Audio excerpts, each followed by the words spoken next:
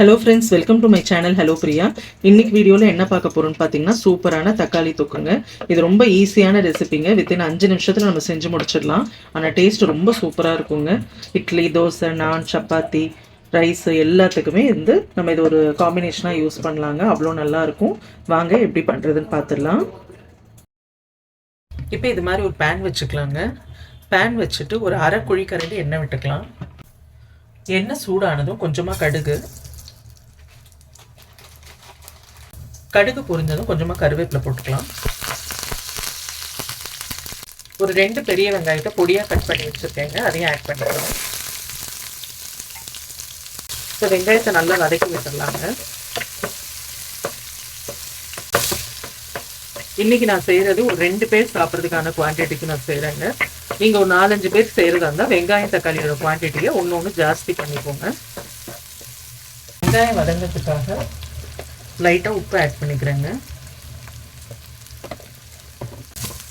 உப்பு ஆட் பண்ணும்போது வெங்காயம் இருக்கிற தண்ணி வெளியே நல்லா வதங்கிடுங்க.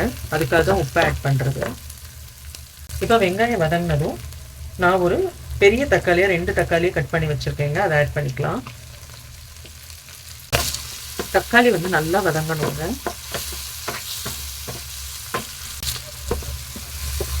இப்போ பாருங்க, தக்காளி ஓரளவு சாஃப்ட் ஆயிடுச்சு.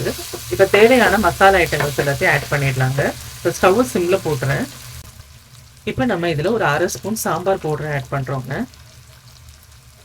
நீங்கள் வீட்டில் அரைச்ச பொடியாக இருந்தாலும் பரவாயில்ல, இல்லை கடையில் வாங்கினதாக இருந்தாலும் பரவாயில்லைங்க. கூடவே ஒரு 1/2 ஸ்பூன் தனி மிளகாய் தூள், ஒரு 1/2 ஸ்பூன் தனியாத்தூள், மஞ்சத்தூள் ஒரு 1/4 ஸ்பூன். இப்போ இது எல்லாத்தையுமே நல்லா வதக்கி விட்டுடலாங்க. ஸோ இப்போ இந்த டிஷ்ஷுக்கு தேவையான சால்ட் ஆட் பண்ணிக்கலாம்.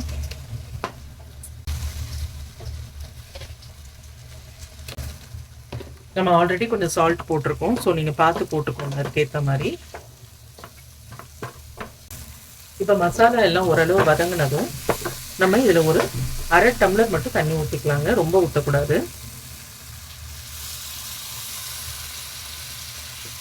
1/2 டம்ளர் மட்டும் ஊற்றி நல்லா இது மாதிரி கலந்து விட்டுட்டு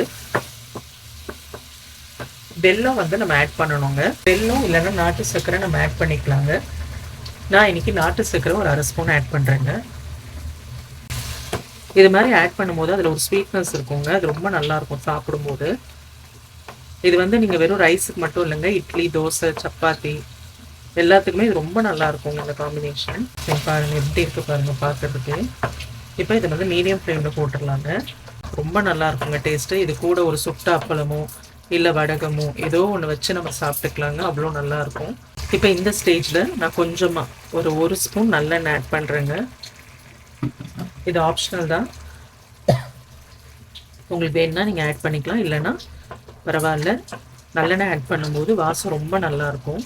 சாப்பாட்டில் நம்ம பிசைஞ்சு சாப்பிடும்போது ரொம்ப அருமையாக இருக்கும் அதோட வாசனை. ஸோ இப்போ பாருங்கள் நல்லா திக்காக வந்துச்சு பார்த்தீங்களா, இந்த மாதிரி வரணும். இப்போ ஃபைனலாக நம்ம கொஞ்சமாக கொத்தமல்லி தூவிட்டு ஆஃப் பண்ணிடலாங்க.